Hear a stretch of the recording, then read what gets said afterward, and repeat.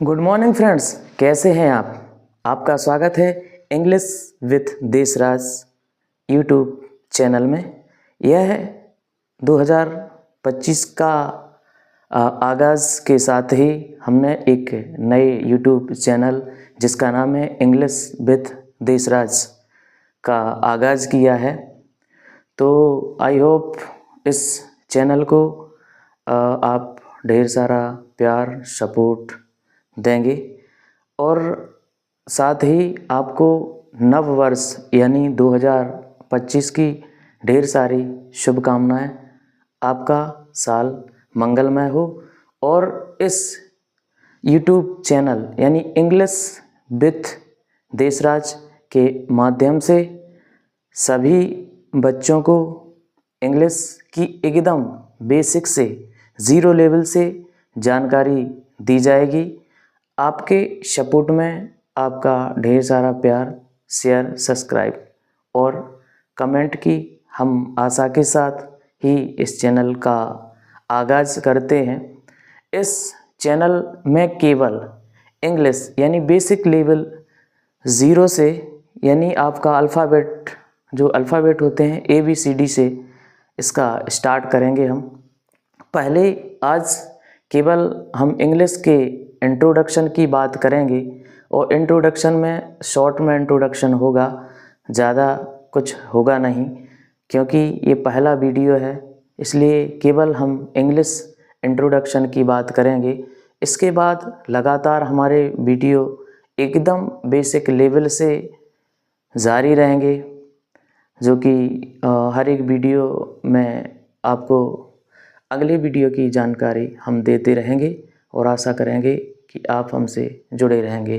तो English with Deshraj YouTube channel का आगाज़ हम इंग्लिश इंट्रोडक्शन से करने वाले हैं।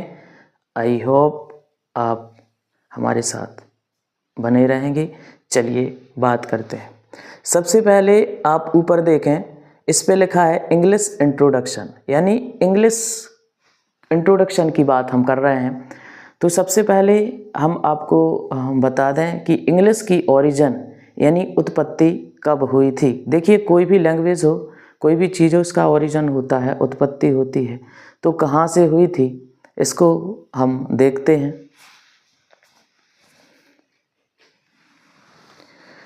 इंग्लिश इंट्रोडक्शन ओरिजिन का मतलब होता है उत्पत्ति होना।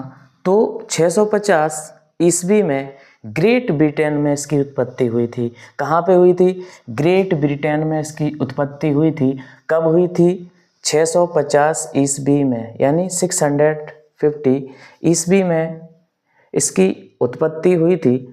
और जो इसको यूज करने वाले प्रथम प्यूपिल थे, जो फर्स्ट प्यूपिल थे, जिन्होंने सबसे पहले कम्युनिकेट किया था, संवाद किया था इंग्लिश में, वो थे आपके Angles, Saxons and Jutes are first people to speak the language.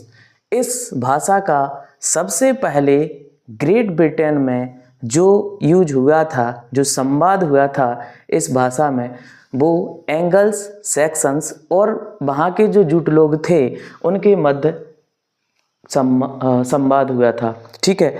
इसके बाद लैंग्वेज फैमिली यानी भाषा परिवार में और कौन कौन है? English is West Germanic language. तो इंग्लिश एक वेस्ट जर्मनिक लैंग्वेज है in Indo European language family, और जो कि इंडो यूरोपियन लैंग्वेज फैमिली में आती है। और इसका बहुत ही निकट संबंध डच, जर्मन और फ्रिशियन से भी है। ठीक है। इसके बाद बात करना है राइटिंग सिस्टम की। राइटिंग सिस्टम में इंग्लिश का जो राइटिंग सिस्टम है वो लैटिन अल्फ़ाबेट से है, यानी इंग्लिश को लिखने के लिए लैटिन अल्फ़ाबेट्स का यूज किया जाता है। इसके बाद ग्लोबल इन्फ्लुएंस की बात करें तो English is the most spoken language in the world. It is the first choice of foreign language in the most countries. It is dominant language in United States, UK, Canada, Australia, Ireland and New Zealand. ठीक है।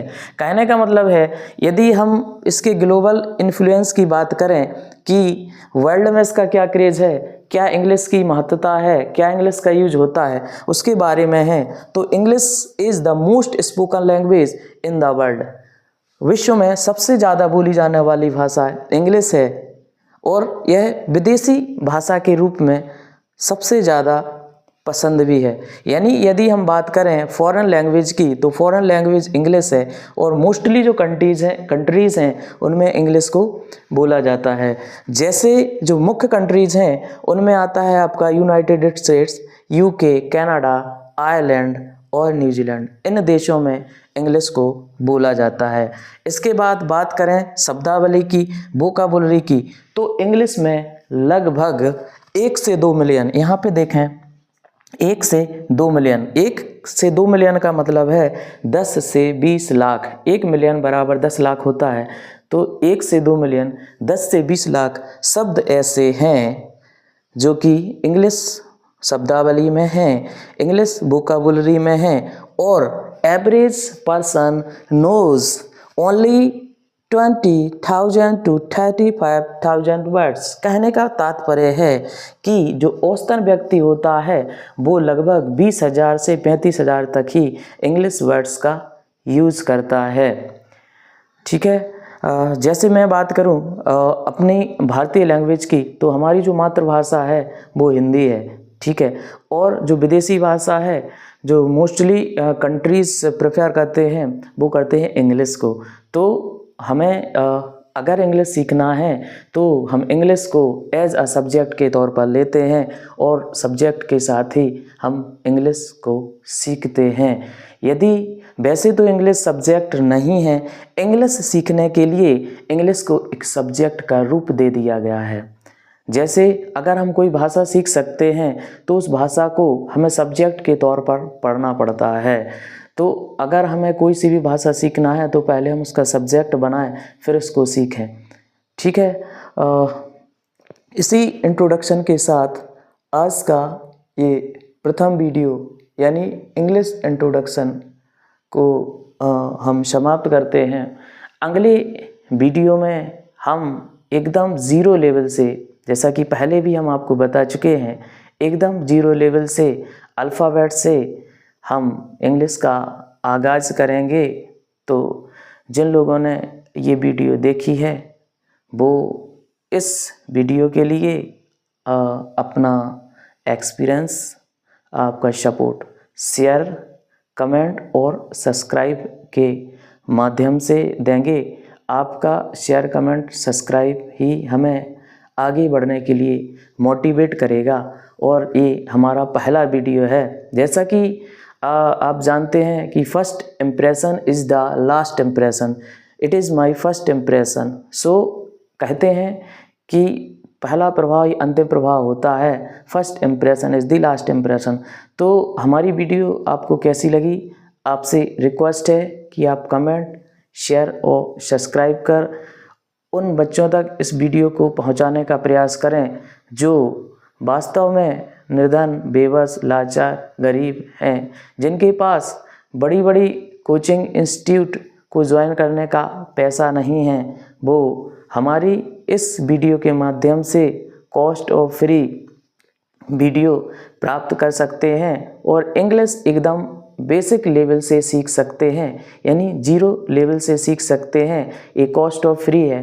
केवल हाँ आपको इतना ही करना है कि share, subscribe और कमेंट करना है। ठीक है। इन्हीं फर्स्ट वीडियो के साथ यानी इंग्लिश इंट्रोडक्शन के साथ हम फिर से मिलेंगे अगले वीडियो में। तब तक के लिए आप अपना ख्याल रखिएगा। आपका दिन शुभ हो।